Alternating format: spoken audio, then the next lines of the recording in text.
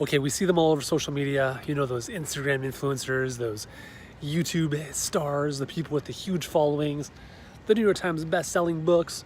They're speaking on stage, they're all over the place. So how do you become an influential thought leader? Well, first and foremost, you gotta be very careful of what you wish for, because a lot of times, even though these influencers look like they're living the life, many of them aren't. Not all of them, but some of them. But the other thing too to remember is that there's a very big difference between building your influence and building your income. And even though I'm going to share you 3 ways to build your influence and become a thought leader in this video, I want to preface it by saying, as a business owner, the sole focus of your existence is to solve people's problems at a profit. That's it. So you have to enroll clients, transform their lives, and earn a profit doing so. Anything else is a waste of time, okay? So with that said, let's talk about how to become a thought leader, which is a secondary byproduct, should be at least, of the good stuff you're creating for other people. Okay, it's not about taking pics of your butt and post them on Instagram. So when I was growing up, my whole dream was to play pro soccer, and I was very fortunate to be able to do that up until I was 25. During that process, even when I was a kid, I don't ever remember wearing a jersey with anybody else's name on the back of it, other than my own, obviously. Now, what the heck does that have to do with being a thought leader?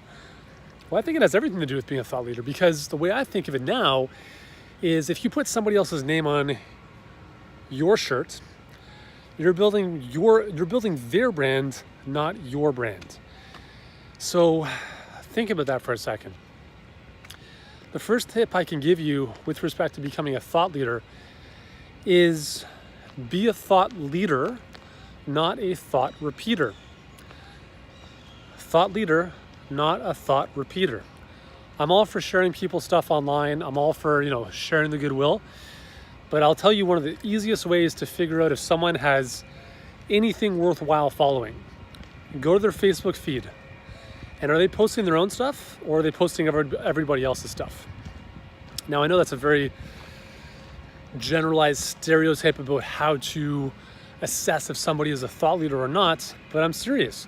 If you don't have anything of value to bring to this world, then naturally you're going to share other people's stuff.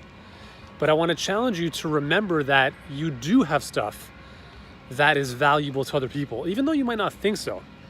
Because you have wisdom, you have experience, you have perspective that no one else has.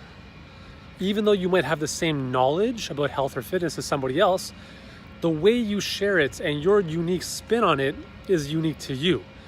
That's why everybody is a thought leader if they share their own thoughts. So that's the number one thing, is if you want to be a thought leader, you have to share your own thoughts. The second thing is that ideas really matter. Ideas really matter. I have a podcast episode on this on the Healthpreneur podcast. If you haven't subscribed, check it out. It's called Ideas versus Execution. And I talk about this. I really believe that ideas are infinitely more powerful than execution, because execution, you can delegate, it's a commodity. Anyone can execute a funnel now. Everyone can build it out in ClickFunnels or hire a VA or freelancer to do it, but you can't outsource what's in your head. You can't outsource the unique idea that you come up with to solve a problem or give a unique perspective on something. If you ever watch Comedians in Cars Getting Coffee, Jerry Seinfeld and the numerous guests that he has on the show bring this up over and over and over again. Ideas, bits, as they call them, matter. And that's really helpful when it comes to becoming a thought leader, is about sharing your unique ideas. So that's why I continually say one of the best uses of your time as a leader is to do stuff like I'm doing right now. Is like go for a walk in the woods. You don't necessarily have to shoot videos all the time, but like go for a walk in nature, because this distance from doing the work is where the ideas come from. It's not sitting behind your computer and typing away. It's not being on the phone with people all day long.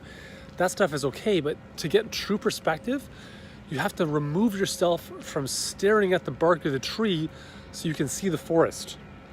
And if you don't have that distance in your business, you're not going to have the space to allow your mind to put the pieces of the puzzle together and come up with new connections and new ideas. Super important to remember that. And the final thing as it pertains to sharing your message, sharing your content, is to share more of what you believe, more so than what you know. Marketing, I'm going to give you two definitions of marketing here, okay? So marketing is sharing your beliefs. That's what marketing is if we boil things down. Another way of thinking about this is marketing is the process of building relationships with people who don't yet know you to the point where they know, like, and trust you, so that selling becomes almost unnecessary. If we bring those two together, we know we tend to do business with people we know, like, and trust. Why do we know, like, and trust people? A vast majority of it is based on the fact that they share similar values and beliefs as we do. So if all of your content is all based around how to do 100 push-ups, 5 best ways to do squats, whatever it is, that's all fine. I mean, it's helpful to some degree, but you're not going to build a tribe-like following where people are hanging on to your belief system. They resonate with you. They're like, oh my God, this person totally gets it. I totally understand, or I totally jive with this person. It just makes sense. Because what marketing should be doing is it should be polarizing people, and it should be repelling people and attracting people. So it's polarizing. If you're trying to be plain vanilla, same as everyone else, trying to appeal to everyone, it's not going to work out for you. So some people swear, some people don't, some people are very brass and whatever. But the thing is, you just do you. So instead of trying to play the content marketing game of sharing like the 101 ways to use coconut oil, screw that. Share your belief. If you're talking about coconut oil, sure, share some stuff, but share your beliefs. What do you believe about the world? What do you believe about health? What do you believe about fitness? Are you sick and tired of diets? Do you love donuts, but you don't like whatever it is? Share what you believe. That is how you're going to build a fan base of tribes, a raving tribe base around you. And that, my friend, over time is how you become a more influential thought leader. Is you share your thoughts, not others, the majority of the time. Second is you are sharing more of what you believe, more than just what you know.